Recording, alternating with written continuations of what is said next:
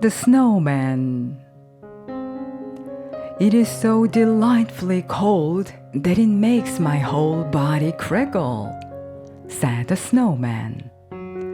This is just the kind of wind to blow life into one. How that great red thing up there is staring at me. He meant the sun, which was just setting. It shall not make me wink. I shall manage to keep the pieces. He had 2 triangular pieces of tile in his head instead of eyes, and his mouth, being made of an old broken rake, was therefore furnished with teeth. He had been brought into existence amid the joyous shouts of boys, the jingling of sleigh bells, and the slashing of whips. The sun went down and the full moon rose, large, round, and clear, shining in the deep blue. There it comes again from the other side, said the snowman, who supposed the sun was showing itself once more. Ah, I have cured it of staring. Now it may hang up there and shine so that I may see myself. If I only knew how to manage to move away from this place, I should so like to move. If I could, I would slide along yonder on the ice, as I have seen the boys do, but I don't understand how. I don't even know how to run. Away, away, barked the old yard dog. He was quite hoarse and could not pronounce bow wow properly. He had once been an indoor dog and lain by the fire, and he had been hoarse ever since. The sun will make you run someday. I saw it last winter make your predecessor run and his predecessor before him. Away, away, they all have to go. I don't understand you, comrade, said the snowman. Is that thing up yonder to teach me to run? I saw it running itself a little while ago, and now it has come creeping up from the other side. You know nothing at all, replied the yard dog. But then you've only lately been patched up. What you see yonder is the moon, and what you saw before was the sun. It'll come again tomorrow and most likely teach you to run down into the ditch by the well, for I think the weather is going to change. I can feel such pricks and steps in my left leg that I am sure there is going to be a change. I don't understand him, said the snowman to himself. But I have a feeling that he's talking of something very disagreeable. The thing that stared so hard just now, which he calls the sun, is not my friend. I can feel that too. Away, away, barked the yard dog, and then he turned around 3 times and crept into his kennel to sleep. I don't understand him, said the snowman to himself. But I have a feeling that he's talking of something very disagreeable. The thing that stared so hard just now, which he calls the sun, is not my friend. I can feel that too. Away, away, barked the yard dog, and then he turned around 3 times and crept into his kennel to sleep. There really was a change in the weather. Toward morning, a thick fog covered the whole country, and a keen wind arose, so that the cold seemed to freeze one's bones. But when the sun rose, a splendid sight was to be seen. Trees and bushes were covered with hoar-frost and looked like a forest of white coral, while on every twig glittered frozen dewdrops. The many delicate forms, concealed in summer by luxuriant foliage, were now clearly defined and looked like glittering lacework. A white radiance glistened from every twig. The birches waving in the wind looked as full of life as in summer and as wondrous beautiful.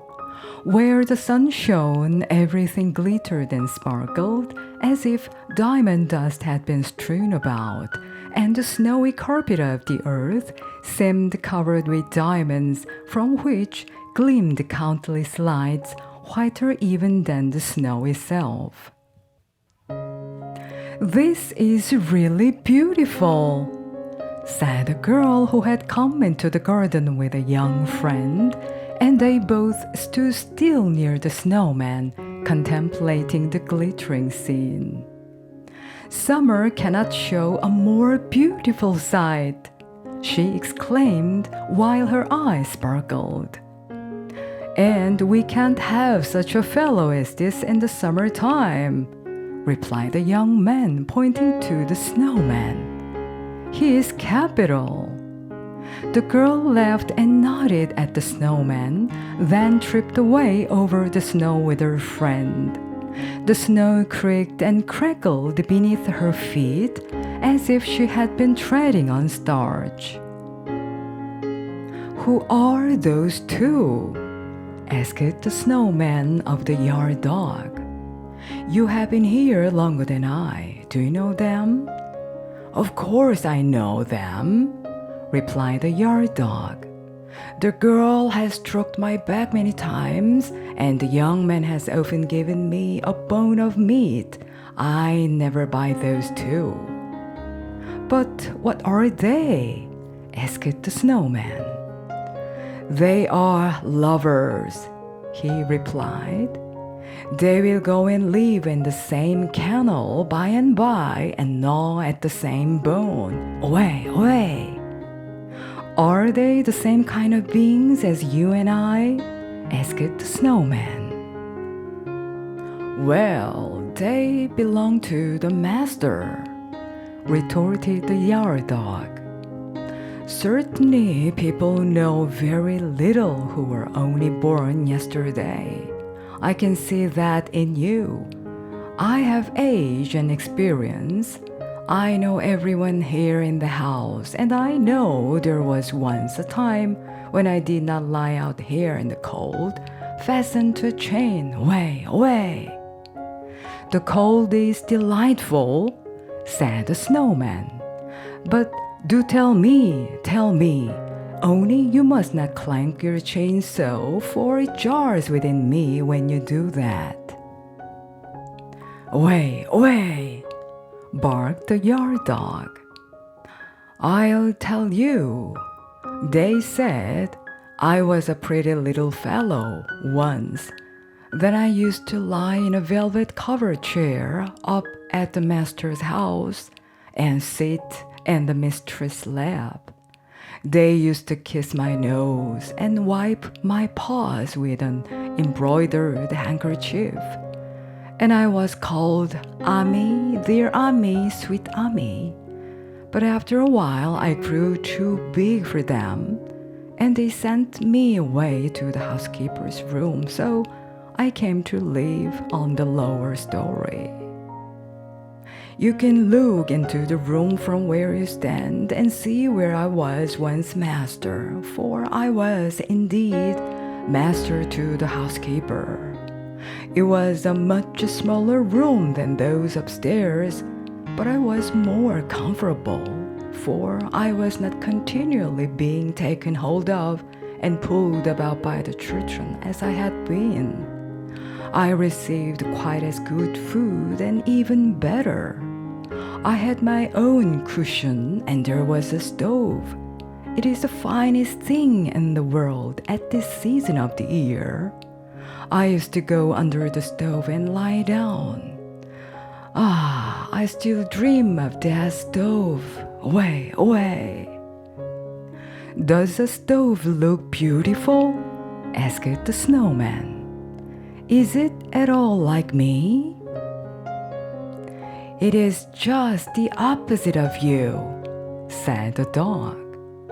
"It's as black as a crow and has a long neck and a brass knob. It eats firewood and then makes fire spurt out of its mouth. One has to keep on one side or under it to be comfortable. You can see it through the window from where you stand." Then the snowman looked and saw a bright polished thing with a brass knob and fire gleaming from the lower part of it. The sight of these gave the snowman a strange sensation. It was very odd. He knew not what it meant, and he could not account for it. But there are people who are not men of snow who understand what the feeling is. "And why did you leave her?" asked the snowman, for it seemed to him that the stove must be of the female sex. "How could you give up such a comfortable place?" "I was obliged to," replied the yard dog. "They turned me out of doors and chained me up here. I had beaten the youngest of my master's sons in the leg because he kicked away the bone I was gnawing. Bone for bone, I thought. But they were very angry, and since that time I have been fastened to a chain and have lost my voice. Don't you hear how hoarse I am? Way, way! I can't talk like other dogs anymore. Way, way!" That was the end of it all. But the snowman was no longer listening. He was looking into the housekeeper's room on the lower story, where the stove, which was about the same size as the snowman himself, stood on its 4 iron legs. "What a strange crackling I feel within me," he said. "Shall I ever get in there? It is an innocent wish, and innocent wishes are sure to be fulfilled. I must go in there and lean against her, even if I have to break the window." "You must never go in there," said the yard dog, "for if you approach the stove, you will melt away. "I might as well go," said the snowman, "for I think I'm breaking up as it is." During the whole day, the snowman stood looking in through the window, and in the twilight hour, the room became still more inviting, for from the stove came a gentle glow, not like the sun or the moon. It was only the kind of radiance that can come from a stove when it has been well fed. When the door of the stove was opened, the flames darted out of its mouth, as is customary with all stoves, and the light of the flames fell with a ruddy gleam directly on the face and breast of the snowman. "I can endure it no longer," said he. "How beautiful it looks when it stretches out its tongue." The night was long, but it did not appear so to the snowman, who stood there enjoying his own reflections and crackling with the cold. In the morning, the window panes of the housekeeper's room were covered with ice. They were the most beautiful ice flowers any snowman could desire, but they concealed the stove. These window panes would not thaw, and he could see nothing of the stove, which he pictured to himself as if it had been a beautiful human being. The snow crackled and the wind whistled around him. It was just the kind of frosty weather a snowman ought to enjoy thoroughly. But he did not enjoy it. How, indeed, could he enjoy anything when he was so stove sick? "That is a terrible disease for a snowman to have," said the yard dog. I have suffered from it myself, but I got over it. Away, away! He barked and then added, the weather is going to change. The weather did change. It began to thaw, and as the warmth increased, the snowman decreased.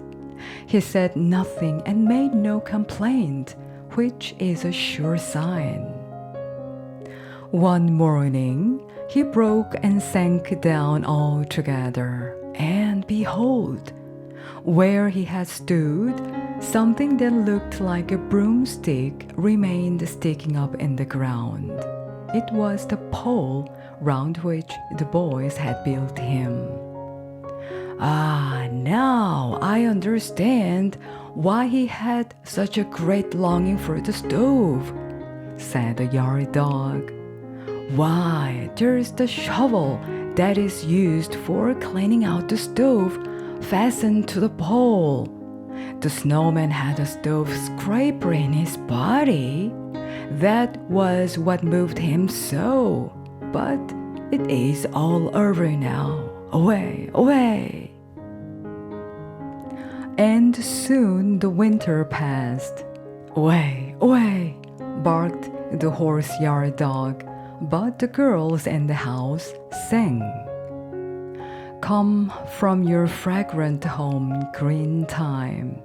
Stretch your soft branches, willow tree.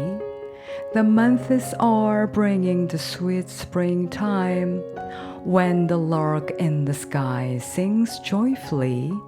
Come, gentle sun, while the cuckoo sings, and I'll mark his note in my wanderings.